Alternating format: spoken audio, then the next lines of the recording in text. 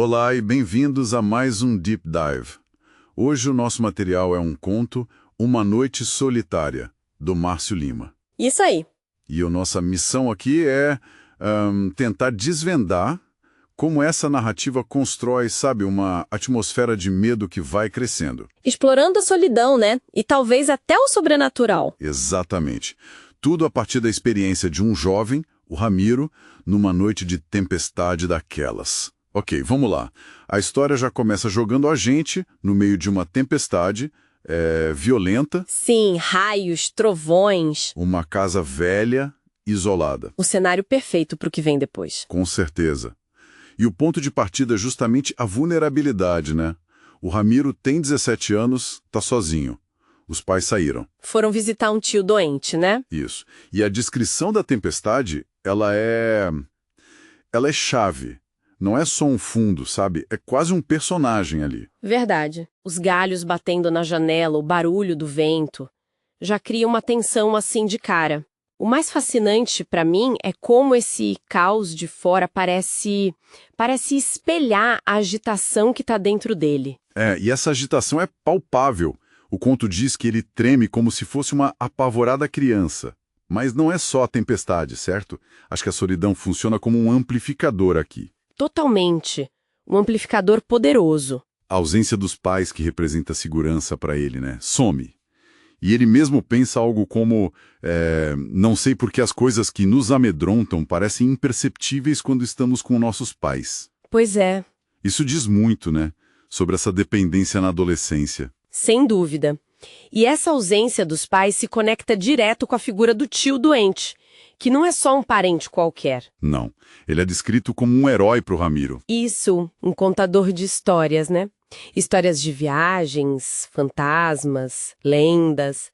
E é uma dessas histórias, especificamente uma contada pelo tio, que volta para assombrar o Ramiro ali no meio da tempestade. Aí entra mais uma camada, né? A memória como fonte de terror também. Exato. E aqui a estrutura da narrativa fica bem interessante, eu acho. Porque a gente tem uma história dentro da história. A do tio, sobre a noite da morte do velho João. Isso. Como que essa técnica funciona aqui?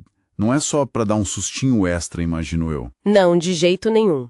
Essa narrativa dentro da outra, ela é crucial. Ela mostra como medos antigos, talvez até uns traumas, sabe? Podem ser reativados e intensificados no presente. Faz sentido. O tio ouve uns barulhos estranhos, sente um arrepio, aí ele tenta racionalizar, né? Diz que é reação natural dos nervos. Até culpa a leitura de Edgar Allan Poe. Exato. Um detalhe metalinguístico ótimo, aliás. Mas o medo continua. Ele pega uma vassoura, o coração disparado, suando frio. É quase a mesma performance do medo que o Ramiro tá tendo. Puxa. E a resolução dessa história do tio é o que, assim, aperta o botão do pânico pro Ramiro, né? Com certeza. O tio tá lá, tem isso na cozinha, e aí o telefone toca. A notícia da morte do irmão dele. Meu irmão se foi. Essa justaposição, o medo que não se explica seguido de uma tragédia real. Isso afeta o Ramiro como? Funciona como um catalisador devastador, eu diria. Sim. A mente do Ramiro, que já está sob o estresse da tempestade, da solidão, agora ela conecta a história do tio com a situação dele mesmo. Aí o medo deixa de ser só da tempestade. Isso, ganha contornos mais sinistros, talvez até premonitórios, sabe?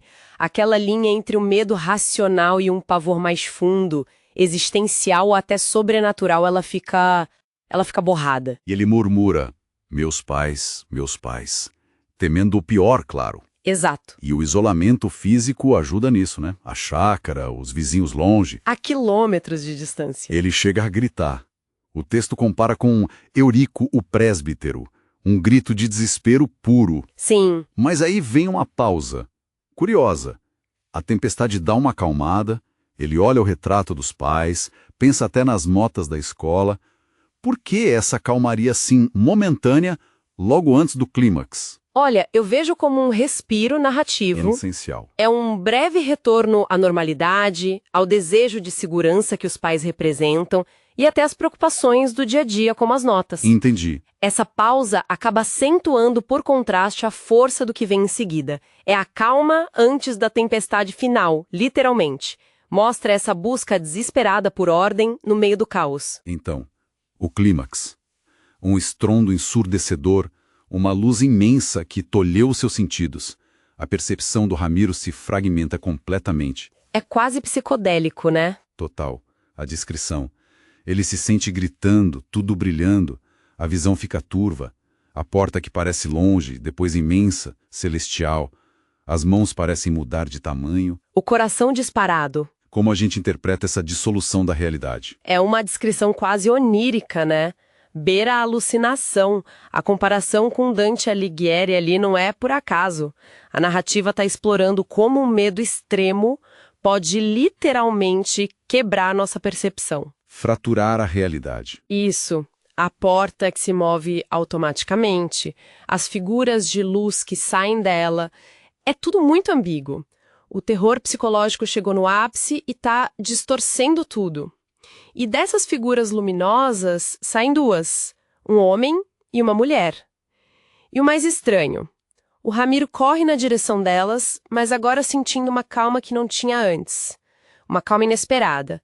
Ele reconhece as figuras, as pernas fraquejam, ele cai, olha para cima, vê sandálias perto dele e ouve uma voz, doce e suave, diz o conto, falando em coro.